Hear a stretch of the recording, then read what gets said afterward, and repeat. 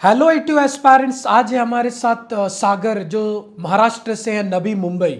और रिसेंटली सागर ने MSc company की sponsorship exams and interview crack किया है। एंड एक ITU एस्पायरेंट्स है तो काफ़ी सारे ITU एस्पायरेंट्स MSc मॉर्स जैसे कंपनी के लिए इंटरव्यू दे रहे होते हैं, बट उनको ये नहीं पता होता है कि क्या सिलेबस है, किस तरह के क्वेश्चंस पूछे जा रहे हैं, एंड मोस्ट इम्पोर्टेंट इस तरह के स्टूडेंट की जर्नी क्या होती है। आज इसके रिगार्डिंग हम लोग बात करेंगे। First of all welcome to SMBD marine academy Sagar. Yes, thank you so much sir. तो फर्स्ट ऑफ ऑल मैं जहां पर स्टूडेंट से स्टार्ट करता हूं पॉडकास्ट, वाई मर्चेंट नेवी, क्यों ऐसा लग गया कि मर्चेंट नेवी ज्वाइन करना चाहिए?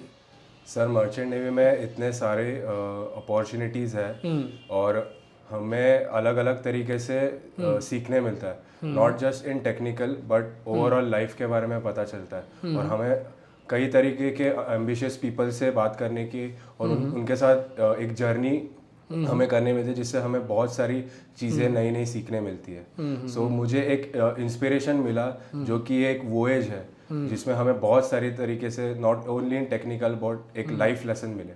So that's why merchant navy is quite inspiring.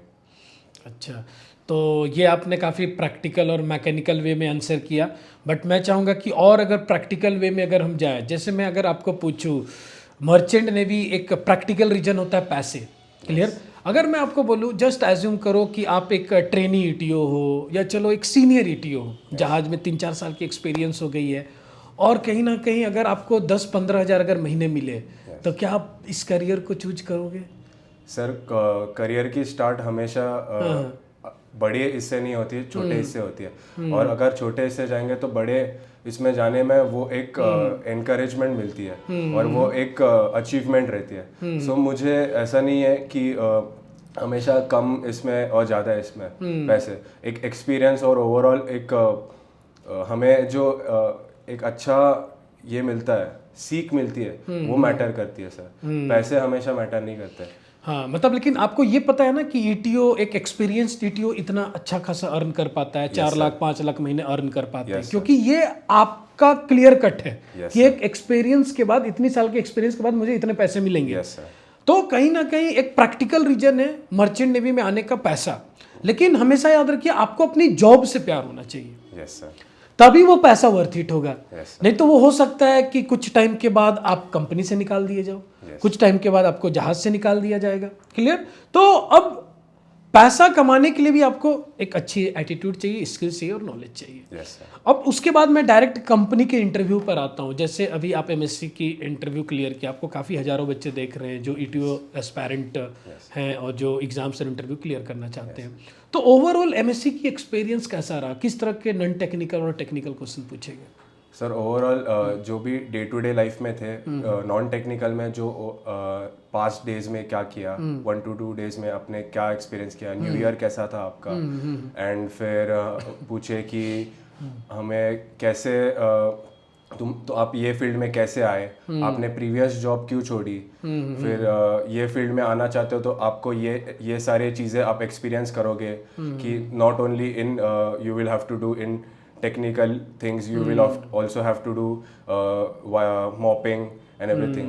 So उन्होंने एक एक्सपीरियंस शेयर किया जो कि एक हमें कैसे शिप पे रहना चाहिए, उन लोग ने एक आइडिया दिया। तो मेरा वो एक एटीट्यूड चेक कर रहे थे कि कैसे हमें उस चीज़ में हम इन्वॉल्व हो गया, मेरा कैसे कैरेक्टर रहना चाहिए।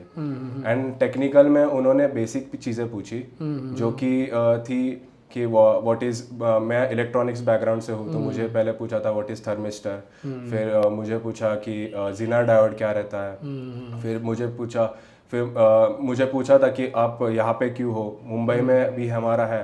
तो उन्होंने कहा कि आप देहरादून में क्या कर रहे हो, तो मैंने बताया मैं एक ETO की कोचिंग ले रहा हूँ SMBD एकेडमी से। तो उन्होंने पूछा कि क्या क्या सिखाया जाता है, तो मैंने उन्हें बताया कि कई तरीके की मशीनरीज के ऊपर हमें इन डिटेल एक्सप्लेन किया जा रहा है। तो उन्होंने मुझे मशीनरी भी पूछा, तो मैंने ICCP टर्म उन्होंने पूछा तो मैंने उन्हें अच्छी तरीके से बताया, तो वो इम्प्रेस हुए थे। एंड उसके बाद जो भी 4 से 5 क्वेश्चंस होने के बाद उन्होंने मुझे कहा कि we will let you know, and handshake किया एंड इंटरव्यू वाज ओवर। मतलब कहीं ना कहीं जब इंटरव्यूअर को आपने बोला कि इसकी मैं एक स्पेशल ट्रेनिंग ले रहा हूँ, कोचिंग क्लासेस ले रहा हूँ, तो वहाँ पर उन्होंने इंटरेस्ट तो किया कि क्या क्या सिखाया जा रहा है। Yes. तो आपने आईसीसीपी एक्सप्लेन किया, पूरी प्रिंसिपल अपने एक्सप्लेन किया था। Yes sir. तो जितने बच्चे ये वीडियो देख रहे हैं, कितने लोगों को पता है कि आईसीसीपी क्या होता है? जब आप इस तरह का नॉलेज डिलीवर कर रहे हो तो इंटरव्यूअर को, तो डेफिनेटली सिलेक्शन क्यों नहीं होगा? क्योंकि आप एक लेवल जो उनकी एक्सपेक्टेशन है उससे आप एक लेवल ऊपर जा चुके हो, तो यहाँ पर आपकी सिलेक्शन श्योर शॉट हो जाती है। अब जैसे आपने एक टर्म यूज किया कि सर मैं एसएमबीडी मरीन एकेडमी आने से पहले जॉब करता था, और आपको ये इंटरव्यू में पूछा गया। तो मैं ये जानना चाहूँगा, ये मोटिवेशन कैसे आया? जॉब कर रहे हो, एक इनकम अर्न कर रहे हो, फिर उस जॉब को क्विट करते हो, फिर ईटीओ की प्रिपरेशन करना स्टार्ट करते हो, एसएमबीडी मरीन एकेडमी आते हो, ये मोटिवेशन आई कहाँ से? सर जब मैं जॉब कर रहा था, जो मुझे मैं ट्रेंड जो था, डेटा साइंस मेरा फील्ड था, जो कि मुझे लगा था कि उसमें मेरा ग्रोथ अच्छा होगा। बट एक पॉइंट के बाद मुझे खुद रियलाइज़ हुआ कि मैं खुद ये फील्ड में मैं सस्टेन नहीं हो पा रहा हूँ। और जब मैंने जॉब क्विट किया, मुझे हमारे जीएमई बैच का फर्स्ट बैच का एंग्लो ईस्टर्न में प्लेस हुआ था, ऋषिकेश कारता। उन्होंने मुझे बताया कि ईटीओ ये अच्छी जॉब है और इसमें बहुत अच्छा एक्सपोजर है, और तुमने इलेक्ट्रॉनिक्स इंजीनियरिंग की है। तो उसने मुझे ऐसे तरीके से बताया कि यह ग्रेट अपॉर्चुनिटी। और मैंने बाद में जब रिसर्च किया, तब जाके मुझे पता चला ये एक डोमेन ही अलग है।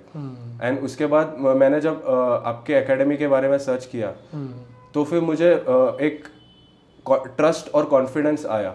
और आपने जिस दिन पहले बताया था कि आप मेरे सिखाए पे आगे बढ़ोगे तो एवरीथिंग इज पॉसिबल, वो चीज़ मुझे जो कॉन्फिडेंस दिया, आज तक मैं वो कॉन्फिडेंस में हूँ, और मुझे पता है आगे जाके भी यही कॉन्फिडेंस मुझे होगा।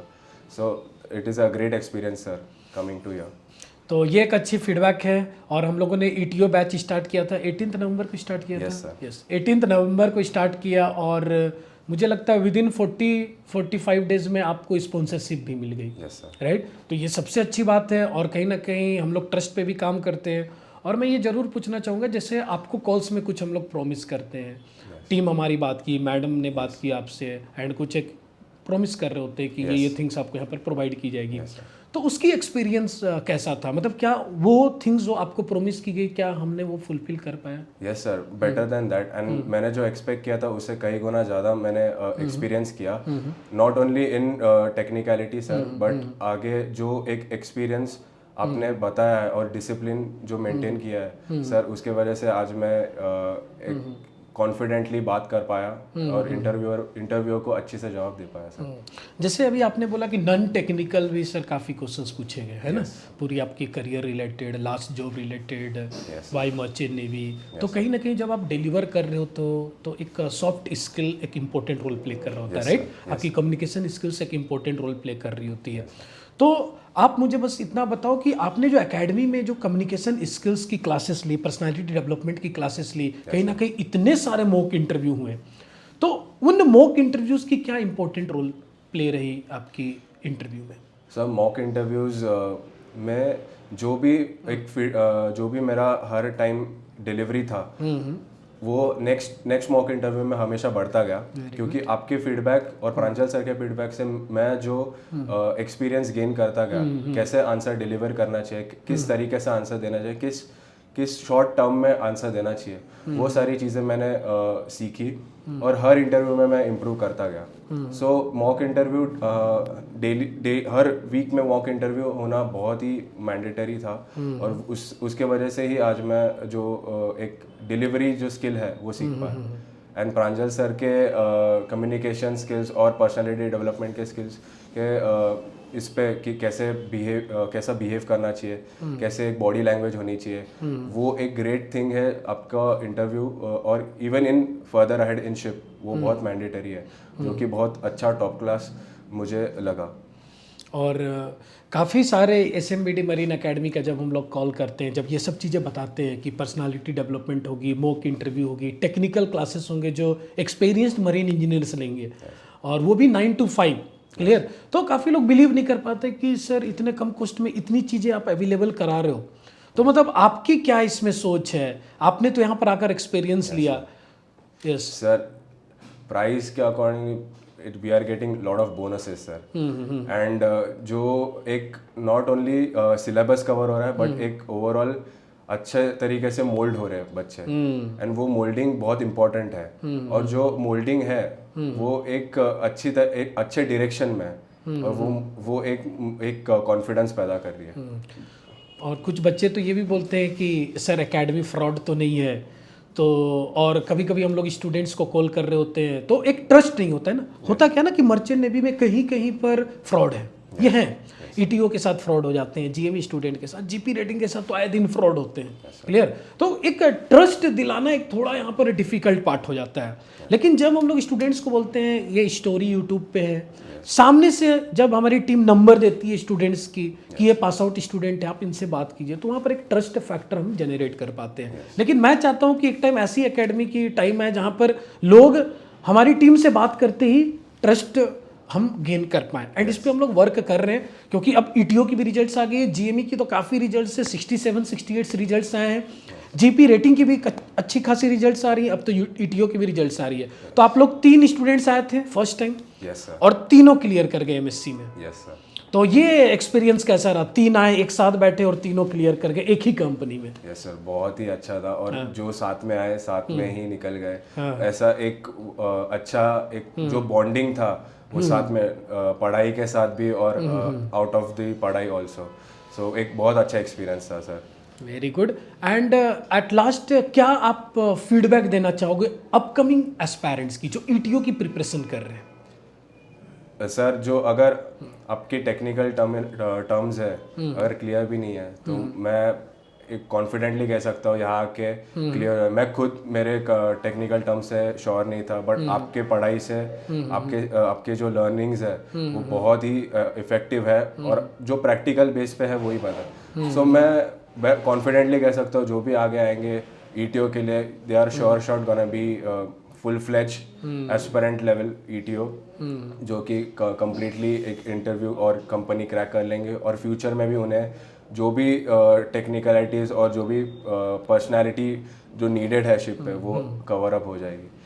चलो, तो ये काफ़ी अच्छी फीडबैक थी। अगर आप प्रिपरेशन कर रहे हैं ईटीओ की एंड आपको ऐसा लग रहा है कि टेक्निकल थिंग्स में कमियां आ रही हैं, कहीं ना कहीं ऐसा लग रहा है एक मेंटर की ज़रूरत है, एक गाइडेंस की ज़रूरत है, तो आप आ सकते हैं एसएमबीडी मरीन एकेडमी। यहाँ पर आपको बेटर तरीके से ट्रेनिंग दी जाएगी, मैकेनिकल पढ़ाया जाता है, इलेक्ट्रिकल पढ़ाया जाता है, इलेक्ट्रॉनिक्स, ऑटोमेशंस, सारे थिंग्स आपको यहाँ पर पढ़ाया जाते हैं। And most important soft skill की भी ट्रेनिंग होती है एंड मॉक इंटरव्यूज़ भी होते हैं जो कि बहुत ज़्यादा इंपॉर्टेंट रोल प्ले करता है इंटरव्यू में।